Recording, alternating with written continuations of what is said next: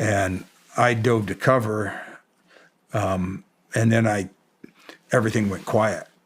And I sat up, and I was sitting in something wet, and I thought I was bleeding out.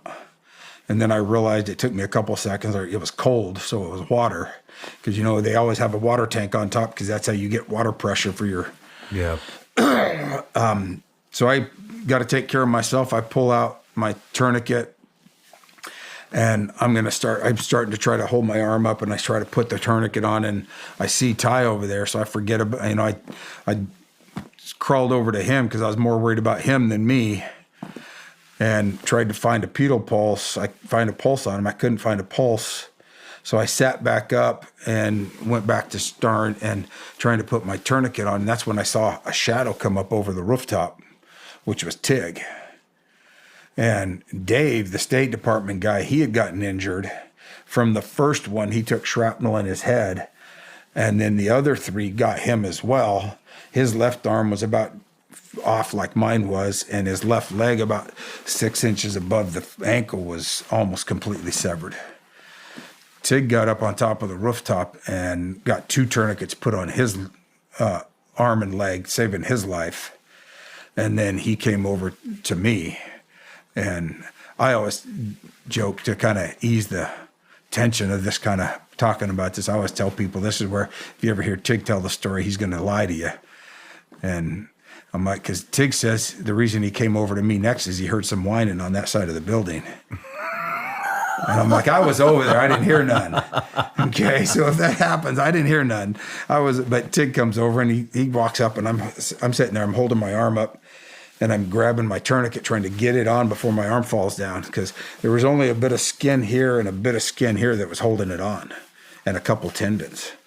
I didn't know it at the time, but what happened is a piece of shrapnel went through there, disintegrated 2 inches of the radial bone, 2 inches of the median nerve, shattered the ulna, and came out on this side.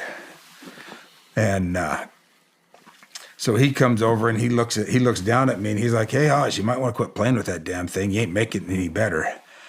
That joking around kind of thing to lighten it up. And he reaches down, gets the tourniquet put on, and he says, "Hey, can you get over to the ladder?" And I'm like, "Yeah."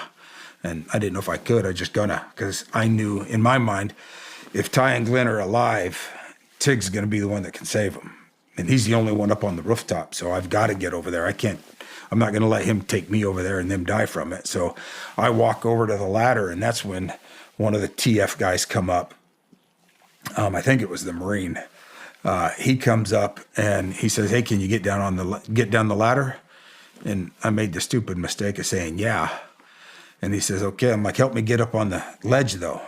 So he helps me, and so the ladder's right here, and I'm sitting, my feet are dangling kind of off the rooftop, and then the ladder's right here, and I'm like, and he leaves. And I'm sitting there thinking, so how do I get my ass off this from here to here?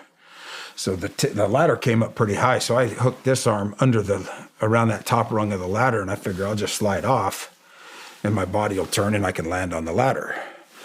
And it all worked until my feet were supposed to hit, but my feet went through the ladder. But I had a death grip because there was no way my obituary was going to read survived gunfight, survived getting blown up 3 times, fell off roof and broke neck. I ain't going out that way, you know? Yeah. And I was able to adjust myself, pulled my legs, got my legs under me, climbed down the ladder, and I walked around the building. I was heading to the front, and then I ran into one of the other guys that was coming up. He walked me into the building. They laid me down on the floor. And it was pretty much pitch black in there, and there was 4 flashlights. He left to go back up top, and there was 4 flashlights in my face. And it was the deputy chief of base and 3 other case officers. And I'm like, "Hey, you guys got to cut my clothes off. I'm freaking bleeding for more than just my arm." And the only one that responded was the female case officer, and she ran back to where our med room was. And I could hear her going through, she was throwing stuff around, and she says, "I hear her yell, Oz, where's the med shears?" And I'm like, "They're in the first set of shells, 3rd from the top." And it goes, that's my thing is I would always, every place I'd go, if I could, I would take a water bottle and cut the top off, and I'd tape it where our med room was, and I'd put tourniquets, morphine, and medical shears in there, and always keep them there. It goes back to that 6P thing. And so I knew, because those are the 3 things I need to save a life. Just like you said in your EDC pocket dump. Yep. And she grabs them. Well, while she's grabbing them and coming back, the deputy chief of base, he ain't going to be outdone by no woman, all right? So he flips open the buck knife. And this guy's sitting there shaking like a dog crapping a peach seed.